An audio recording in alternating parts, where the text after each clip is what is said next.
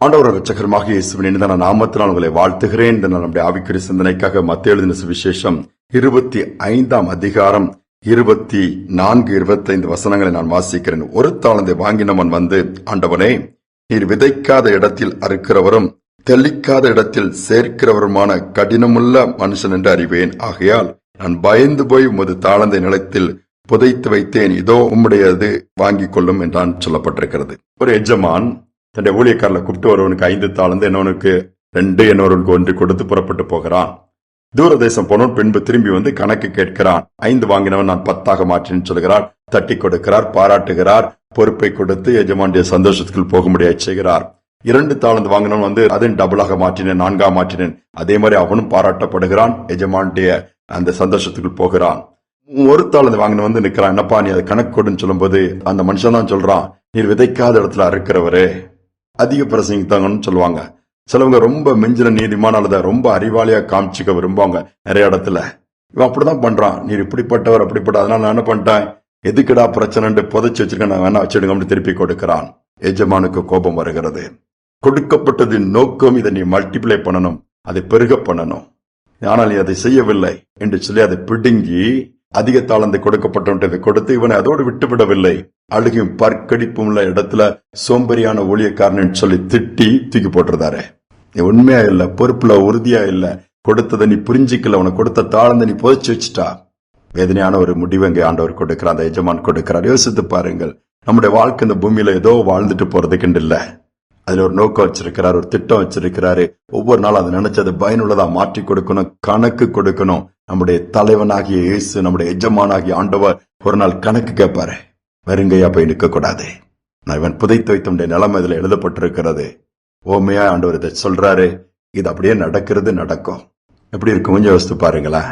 சின்ன ஒரு கதையை கேட்டேன் நானு. ஒரு 3 பேருக்கு மரண தண்டனை விதிக்கப்பட்டு கரண்ட் மூலமா அவங்கள சாகடிச்சணும்னு சொல்லியிருந்து, அது ஒரு சேர் இருக்கும், அதுல கார் வைப்பாங்க. அந்த சுவிட்ச் ஆன் பண்ண உடனே அப்படியே கரண்ட் ஷாக்னால இந்த பாடி அப்படியே எரிஞ்சிரும். இதுதான் தப்பு பண்ண ஒருவன் குற்றவாளியை கொண்டு ஃபர்ஸ்ட் போய் உட்கார வைக்கிறாங்க. அவன் போய் உட்கார்றான். உட்கார்ந்த உடனே சுவிட்சை போடுறாங்க, ஒண்ணுமே எரியல, ஒண்ணுமே நடக்கல. இவங்க எல்லாம் தேய்க்கிறாங்க. உடனே இடத்துல இவன் சாகலன்னு உடனே நீ போப்பான்னு சொல்லி, ஏன்னா திருப்பி அவனை தண்டனை கொடுக்க முடியாது, மரண தண்டனை அப்படிதான். அன்னைக்கு முடியலையா, திருப்பி அவனை விடுதலை ஆக்கி தான் ஆகணும். போயிட்டான். நம்பர் 2 அப்படிங்கிறான். அவனும் போய் உட்கார்றான். சுவிட்சை போடுறாங்க. கரண்ட் ஷாக்ல அவன் சாகவில்லை, எதுவுமே வரல, ஒண்ணுமே நடக்கல. அவனையும் விடுதலை பண்ணி விட்டாச்சு.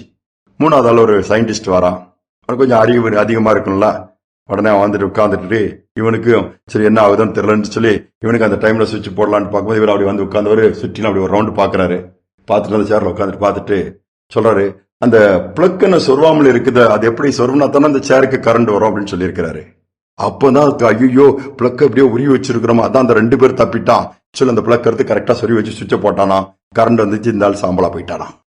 இந்த ஆள் ஒழுங்கா போய் அமைதியா உட்கார்ந்து இருந்தா சுவிட்சை போட்டிருப்பான் அந்த ஆளு, இந்த ஆளு செத்துருக்க மாட்டான், எந்திரிச்சு போயிட்டே இருந்திருக்கலாம்.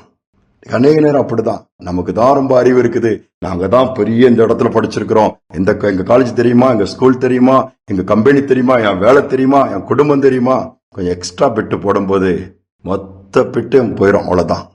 இப்படிப்பட்ட சூழ்நிலை தான் அநேக நேரம் நாம மாட்டிக்கிறோம். இந்த சம்பவத்திலிருந்து நாம கற்றுக்கொள்கிறது, தாழ்த்தி ஆண்டவர் கொடுத்த தாளந்த டபுள் ஆக்குவோம், பொறுப்புள்ளவர்களா இருப்போம், உண்மையா இருப்போம், முடிஞ்ச அளவு முயற்சி எடுப்போம். ஆண்டவர் நிச்சயமா உதவி செய்வாரு. அதை விட்டுட்டு மற்றவங்களை அற்பமா எண்ணி அலட்சியம் பண்ணி பெருமை பாராட்டுவதை நிறுத்துவோம். பெருமையுள்ளவருக்கு தேவன் எதிர்த்து நிற்கிறாரு, தாழ்மையுள்ள கிருபை அளிக்கிறாரா. ஞானமா நடந்து கொள்ள கர்த்தர் கிருபை கொடுத்திருக்கிறாரு, அதை பயன்படுத்துவோம். அதுல மேன்மை பாராட்ட ஒண்ணுமே இல்லை. தாழ்த்தி இந்த நாள்ல கொடுத்து, ஆண்டவரே எங்களுக்கு கொடுத்த தாழ்ந்த ரெட்டிப்பாக மாற்ற எங்களுக்கு அனுக்கிரகம் பண்ணும்பா.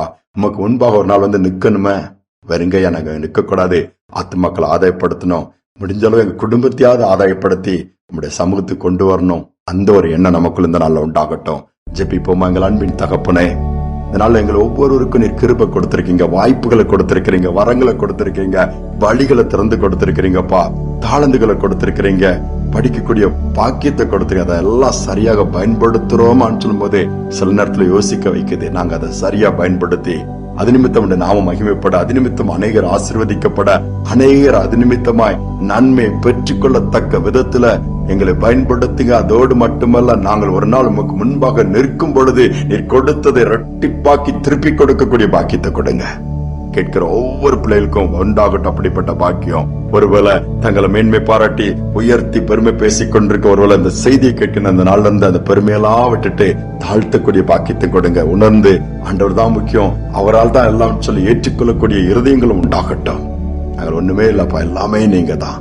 தாழ்த்தி ஒப்பு கொடுக்கிறோம். அந்த நாள் முழுவதும் பிரசனம் இருக்கட்டும், நடத்தல் இருக்கட்டும், நாம மகிமைக்காக எங்களுடைய செயல்கள் இருக்கட்டும். தாழ்த்தி ஒப்பு கொடுக்கிறோம். துதி கனமை ஏற்றுக்கொள்ளும் இயேசு நாமத்தில் வேண்டிக் கொள்கிறோம் நல்ல பிதாவே, ஆமேன் ஆமேன்.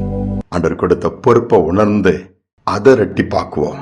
அதை விட்டுட்டு மற்ற காரியங்களை போய் கேள்வி கேட்டுக்கொண்டு ரொம்ப பெரிதாக காண்பித்துக் கொள்ள வேண்டாம். மனத்தாழ்மை அணிந்து கொண்டு இயேசுவை போல வாழ்ந்து காண்பிப்போம். உண்மையாகவே அது மேன்மையான ஒரு வாழ்வாக இருக்கும். இந்த சிந்தனையோடு இந்த நாளை தொடர்வோம். மீண்டுமாய் நாளை தினம் சந்திப்போம்.